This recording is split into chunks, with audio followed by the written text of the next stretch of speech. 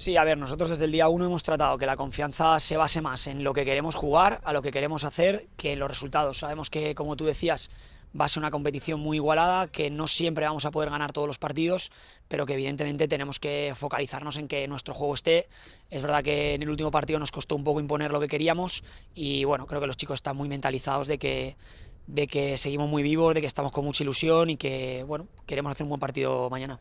Pues es un equipo que, aparte de estar muy bien trabajado, combina ese punto de juventud también con mucha veteranía, compiten muy bien y bueno, creo que va a ser una buena piedra de toque para nosotros, la verdad.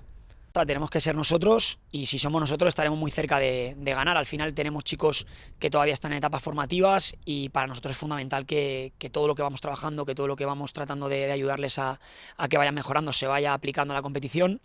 y todavía en ese punto de adaptación a la competición y tratar eso, de si lo hacemos bien estaremos muy cerca de ganar, muy cerca. Desde el día uno hemos tratado de que la gente siga un poco el día a día y la dinámica del Atlético Levante. Creo que